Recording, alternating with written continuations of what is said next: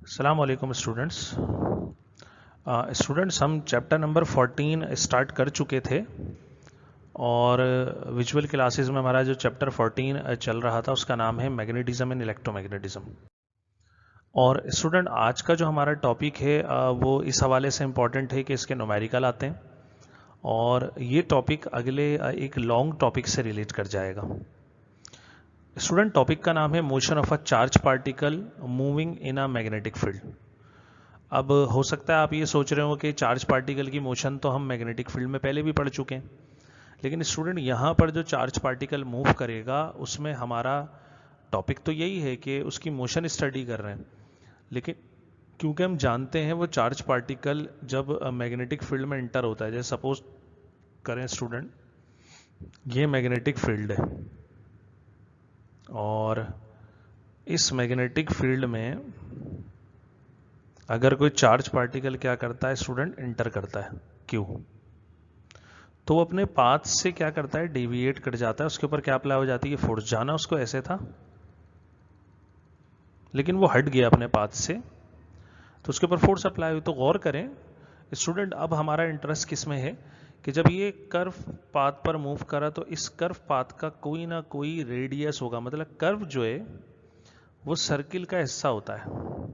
अगर आप कंप्लीट करेंगे तो क्या फॉर्म हो जाएगा, सर्किल। ठीक है, जब सर्किल फॉर्म होगा तो इस कर्व पाथ का कोई ना कोई क्या होगा, रेडियस होगा। हमारा टारगेट है इस कर्व पाथ का क्या कैलकुलेट करना, रेडियस।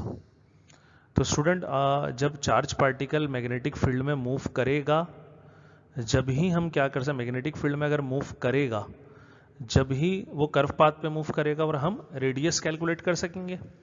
तो पहले हम समझ लेते हैं कि कैसे करता है। जैसे we know that where a charge Q is projected with velocity v। बोले हम जानते हैं कि चार्ज Q को हमने प्रोजेक्ट किया, भेज दिया, दाखिल किया, ठीक है, वेलोसिटी v के साथ, किसमें, इन मैग्नेटिक फील्ड। तो ये एक्सपीरियंस करेगा किसको, फॉलोइंग फोर्सेस को। ठीक है, कुछ इस तरह। अगर आप अब डायग्राम को गौर से देखें स्टूडेंट्स, तो डायग्राम में देखिएगा एनिमेशन में आपको ये चार्ज पार्टिकल मूव करता हुआ दिखेगा। ठीक है, जैसे फोर्स कितनी है इसके ऊपर, क्यू वी क्रॉस बी, और इसका जो हमने मैग्नीट्यूड पढ़ा था, अगर आप क्रॉस हटा देते हैं तो फर्स्ट ईयर क्लास को याद करिए, तो ये हो जाएगा q v B sine theta के बराबर। ठीक है, जो इक्वेशन 1 में हमने यहां दिखाया, एफ इक्वल होगा q v B sine theta. अब स्टूडेंट आगे बढ़ते और इस एनिमेशन को गौर से देखते हैं। जैसे चार्ज पार्टिकल देखें मूव कर रहा है एनिमेशन 1 में। ठीक है, मतलब ये जो आपको इस डायग्राम में ये क्रॉस दिख रहे हैं, ये मैग्नेटिक फील्ड को रिप्रेजेंट कर रहे हैं स्टूडेंट, और ये मैग्नेटिक फील्ड होगी इनवर्ड। क्रॉस साइन जहां पर आएगा वो शो करेगा मैग्नेटिक फील्ड, लेकिन इसकी डायरेक्शन कहाँ होगी, इनवर्ड होगी। इनवर्ड मतलब जैसे आप स्क्रीन पे भी देख रहे हो तो स्क्रीन के अंदर की तरफ मैग्नेटिक फील्ड जाएगी। वैसे मैग्नेटिक फील्ड क्या होती है, अगर आप बार मैग्नेट बनाएं, जैसे इसका नॉर्थ पोल है और ये साउथ पोल है, तो मैग्नेटिक फील्ड बनती है नॉर्थ टू साउथ, इस तरह जाती है। ठीक, तो अभी ये जो क्रॉस सिंबल यहाँ पर दिखाई गई है इस डायग्राम में सब जगह, ये क्रॉस सिंबल शो कर रही है कि इनसाइड द पेज या इनसाइड द स्क्रीन है। इनसाइड द स्क्रीन मतलब कि बाहर से आके स्क्रीन के अंदर या बाहर से आके पेज के अंदर की तरफ ये मैग्नेटिक फील्ड दाखिल हो रही है। इसके अंदर जब ये चार्ज पार्टिकल इंटर होता है तो गौर से देखें, इंटर होने की डायरेक्शन चार्ज पार्टिकल की ये दिखाई v, और जब ये इंटर हुआ तो इंटर होने के बाद फोर्स लगी तो कहां पर मूव कर गया, ये सर्कुलर पाथ पे। एक चीज आपको और दिख रही होगी स्टूडेंट, कि जब ये सर्कुलर पाथ पे मूव करेगा,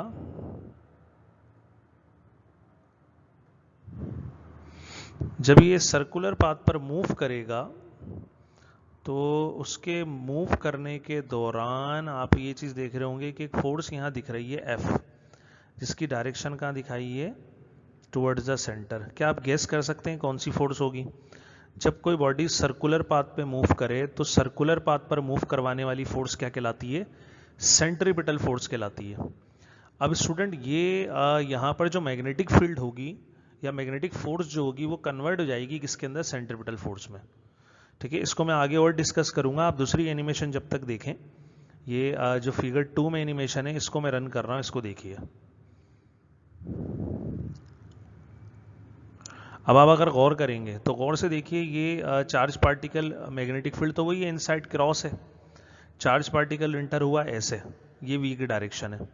लेकिन जैसे ही मैग्नेटिक फील्ड में इंटर हुआ तो उसने फोर्स लगाई, इसको कर्व पाथ पे मूव करवा दिया, तो इसकी डायरेक्शन ऑफ मोशन क्या हो गई? ठीक है, कर्व पाथ पर हो गई। इसी तरह थर्ड देखेंगे आप, तो थर्ड में भी डायरेक्शन ऑफ मोशन ये है, लेकिन जब इंटर होता है मैग्नेटिक फील्ड में तो इसके ऊपर फोर्स लग जाती है, और फोर्स लगने के बाद ये आ जाता है कुछ इस डायरेक्शन में। तो स्टूडेंट आगे बढ़ते हैं, इसका मतलब ये हुआ मैग्नेटिक फोर्स अगर कर्व पाथ पे मूव करवा दे तो वो मैग्नेटिक फोर्स कन्वर्ट हो जाती है सेंट्रीपिटल फोर्स में।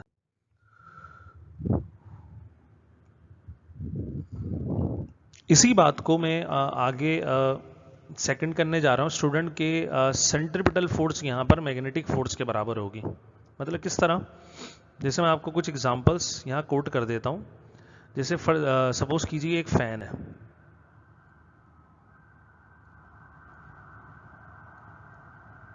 और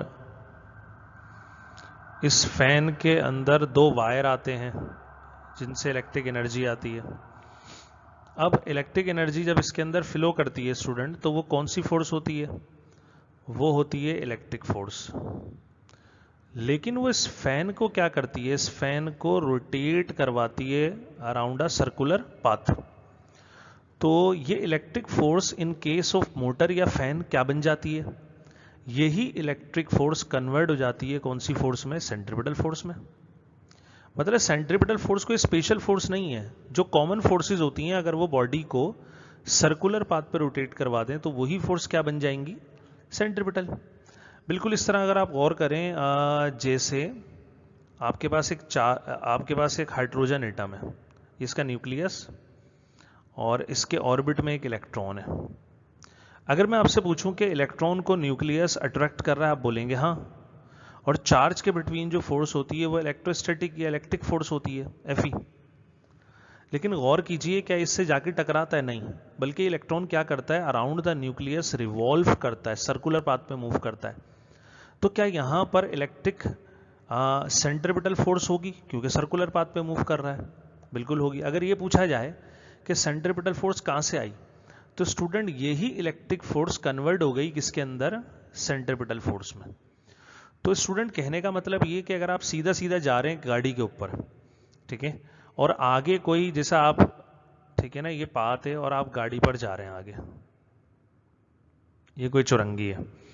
अगर आपकी गाड़ी यहां से इस डायरेक्शन में आगे की तरफ जाती है तो गाड़ी को मूव कौन करवा रहा है? कार है, सपोज करें, ठीक है। इस गाड़ी को आगे मूव कौन करा रहा है? इंजन की फोर्स। लेकिन गाड़ी जैसे यहां आके इस सर्कुलर पाथ पे मूव करती है तो वही इंजन की फोर्स अब कन्वर्ट हो जाती है कौन सी फोर्स में? सेंट्रीपिटल फोर्स में। तो ऐसी बेतहाशा एग्जांपल्स हैं। इसी तरह प्लैनेट्स की मोशन है, वहां पर ग्रेविटी या ग्रेविटेशनल फोर्स कन्वर्ट हो जाती है किसके अंदर? सेंट्रीपिटल फोर्स में। तो ऐसी बेतहाशा एग्जांपल्स हैं जहां पर नॉर्मल फोर्स जो होती है वो किस में कन्वर्ट हो जाती है? सेंट्रीपिटल फोर्स में। यहां पर भी मैग्नेटिक फोर्स जब चार्ज पे अप्लाई होती है तो वो मूव कर जाता है कहां पर? सर्कुलर पाथ पे। तो इसी बात को हम आगे स्टडी करेंगे और अपना रिक्वायर्ड रेडियस का फॉर्मूला निकालेंगे सर्कुलर पाथ के। तो स्टूडेंट अगर ये बात मेरी समझ में आई तो आगे जो हमारा ये टॉपिक चलने वाला है उसके अंदर मैं यही बात करने जा रहा हूं। मैं स्क्रीन क्लियर कर देता हूं, उसके बाद मैं आपको ये समझाता हूं। आगे बढ़ते हैं student. Where theta is the angle between B and v. जब बी और वी के दरमियान का एंगल हम पढ़ चुके हैं। This force acts perpendicular to the direction of motion, ये भी हमने पढ़ा कि ये परपेंडिकुलर मूव करेगी। राइट हैंड रूल से हम इसको क्या कर सकते हैं? इसकी डायरेक्शन को कैलकुलेट कर सकते हैं।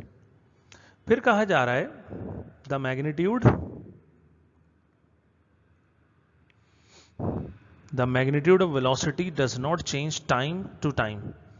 बोल रहे हैं जब ये सर्कुलर पाथ पे मूव करेगी तो वेलोसिटी का मैग्नीट्यूड चेंज नहीं होगा। इससे होगा क्या, so the path of the particle become circular, तो पाथ सर्कुलर हो जाएगा। And the above force provide centripetal force which will be, फिर जो फोर्स होगी वो क्या प्रोवाइड करेगी, सेंट्रीपिटल फोर्स। यही मैं आपको बता रहा था कि एफसी होता है mv²/r।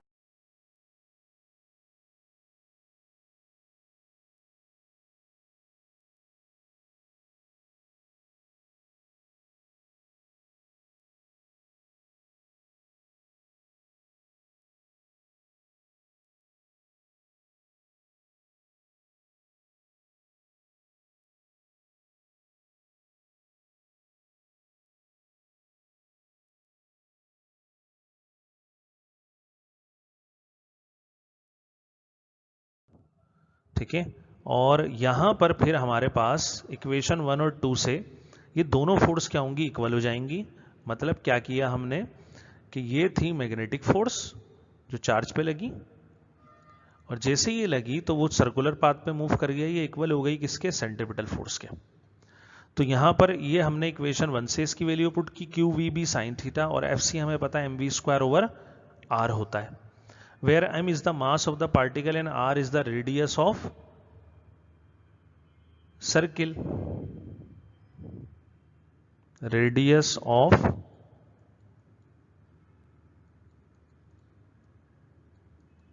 सर्किल। तो r इक्वल होगा mv/qb। कैसे किया मालूम, r यहां के मल्टीप्लाई कर दिया qvb और साइन थीटा दल लाके क्या करा, डिवाइड करा। मतलब कुछ ऐसे एक स्टेप हुआ ये, r is equals to mv²/qb q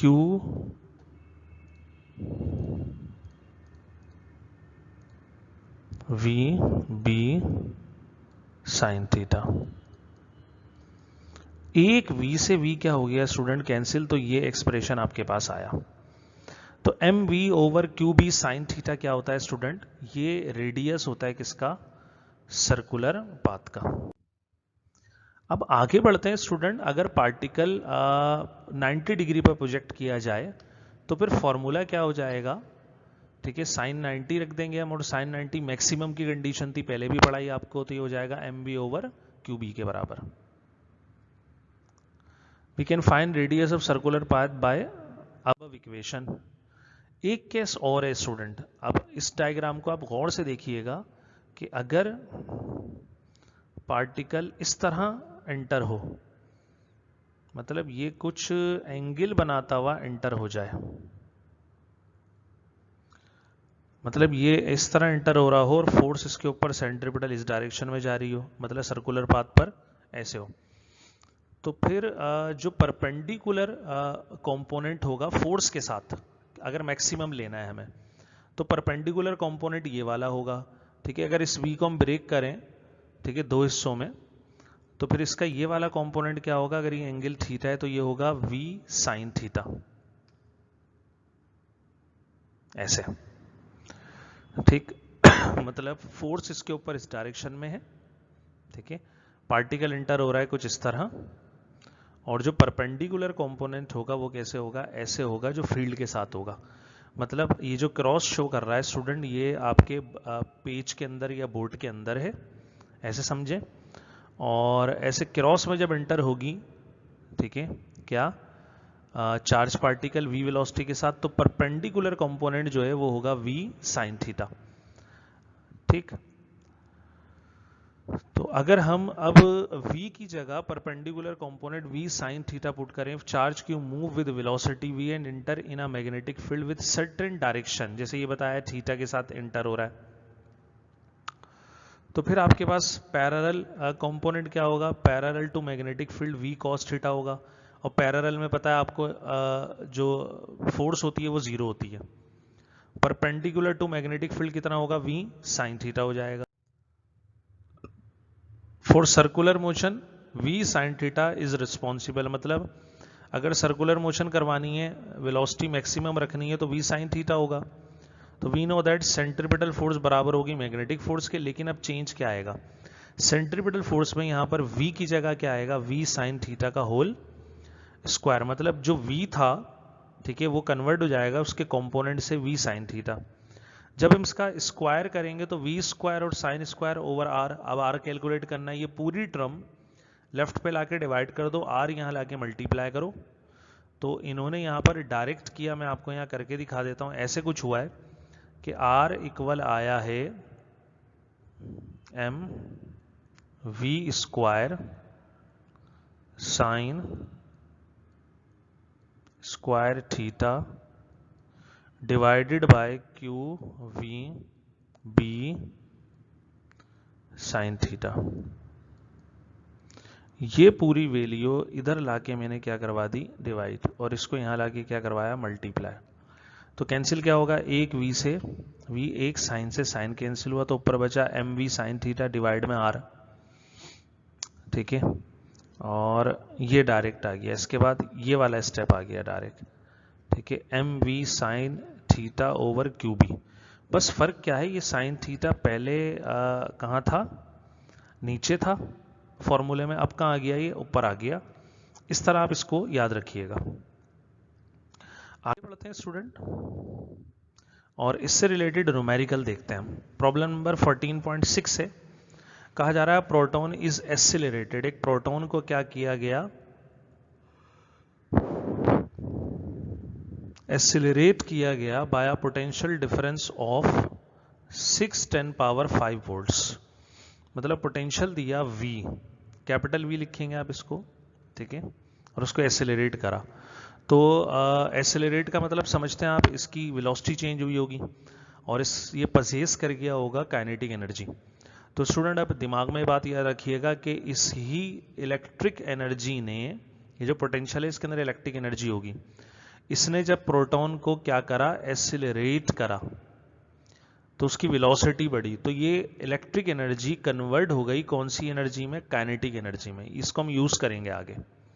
फिर बोले it then enters uniform magnetic field, फिर वो यूनिफॉर्म मैग्नेटिक फील्ड में एंटर हो जाता है, और उसकी स्ट्रेंथ कितनी है, 0.3 वेबर पर metre square in a direction making an angle 45, जो अभी अभी हमने केस पढ़ा, ठीक है, कितना एंगल बनाते हुए, 45 का, with the magnetic field, magnetic field के साथ एंगल बना रहा है 45। What will be the radius of the circular path, यही हमारा टॉपिक है, रेडियस बताइए क्या होगा, r। तो स्टूडेंट डेटा बनाते हैं, वोल्टेज दिया बहुत हेवी है, b दिया हमें 0.3, थीटा एंगल दे दिया, और q चार्ज हमें पता है ये प्रोटॉन का और इलेक्ट्रॉन का फिक्स होता है 1.6 एक्सपोनेंट -19 कूलम्स। मास कितना है, मास है 1.67 एक्सपोनेंट -27 kg प्रोटॉन का मास, और रेडियस ऑफ सर्कुलर पाथ क्या करा है, पूछा गया है।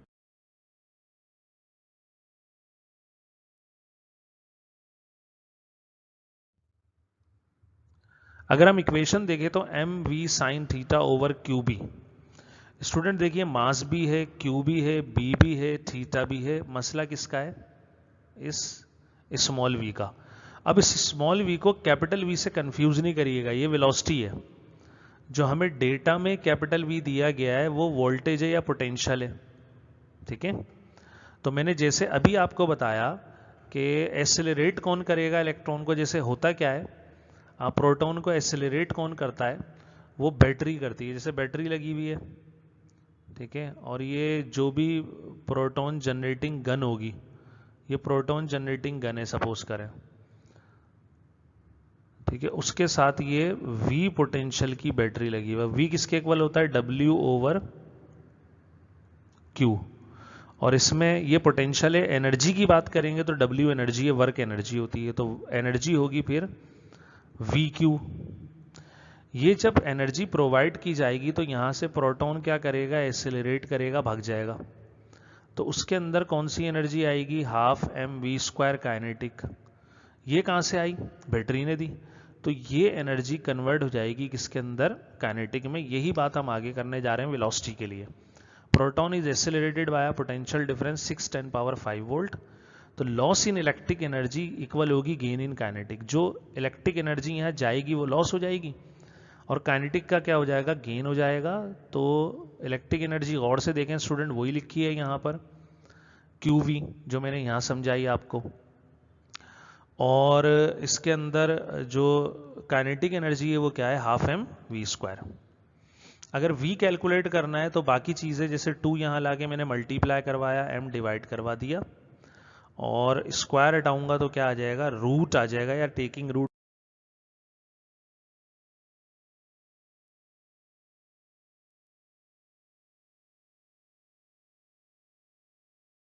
On both sides. तो v का फॉर्मूला बना 2qv/m, वैल्यूज पुट करें, 2 अपनी जगह, q की जगह 1.6 एक्सपोनेंट -19, और पोटेंशियल कितना है हमारे पास 6×10⁵, और डिवाइड में क्या आ रहा है 1.67 एक्सपोनेंट -27, मल्टीप्लाई डिवाइड करें तो आंसर हमारे पास क्या आया 1.0722 एक्सपोनेंट 7 मीटर पर सेकंड। थोड़ा सा इसके ऊपर रुककर कमेंट कर लेते हैं स्टूडेंट की वेलोसिटी कितनी है।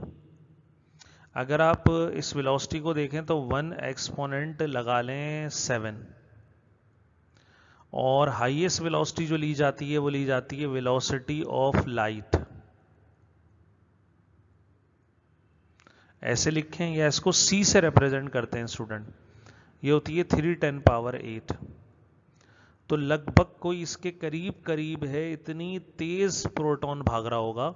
ये 10⁷ ऑर्डर की है, वो 10⁸ ऑर्डर की होती है। तो बहुत तेज, इसका मतलब जो प्रोटॉन है वो क्या कर रहा होगा,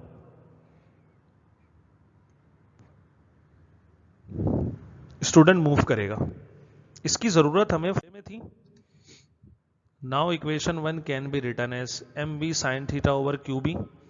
तो हम यहां पर वैल्यू पुट करते हैं, मास ऑफ प्रोटॉन कितना 1.67 एक्सपोनेंट -27, v हमने कैलकुलेट करा अभी, साइन 45 आ जाएगा, q चार्ज हमें पता है इलेक्ट्रॉन के बराबर होता है प्रोटॉन का, और b हमें गिवन है 0.3। अब स्टूडेंट अगर इसको हम मल्टीप्लाई डिवाइड करते हैं तो हमारे पास जो आंसर जनरेट होगा, मतलब ऊपर का जो प्रोडक्ट आया वो कितना आया, ये ऊपर का प्रोडक्ट का आंसर ये है, और नीचे का जो आंसर है वो ये है। अगर इनको डिवाइड किया जाए तो रेडियस का आंसर कितना आता है 0.263 मीटर के बराबर आता है। मतलब जब आपका प्रोटॉन सर्कुलर पाथ पे मूव करेगा तो उस सर्कुलर पाथ का जो रेडियस होगा 0.263 मीटर, और अगर इसको सेंटीमीटर में समझना है आपने तो ये हो जाएगा 0.263 मल्टीप्लाई बाय 100 सेंटीमीटर, तो ये आपके पास आएगा 26.3। इससे आप अंदाजा लगा सकते हैं कितना होगा, ये कम नहीं है, ज्यादा है, तकरीबन ½ मीटर के बराबर इसका डायमीटर होगा। तो स्टूडेंट ये हमारा आज का टॉपिक और न्यूमेरिकल था। इंशाल्लाह नेक्स्ट टॉपिक जो है वो चार्ज टू मास रेशो होगा और बहुत इंपॉर्टेंट है, उसके साथ इंशाल्लाह हाजिर होंगे।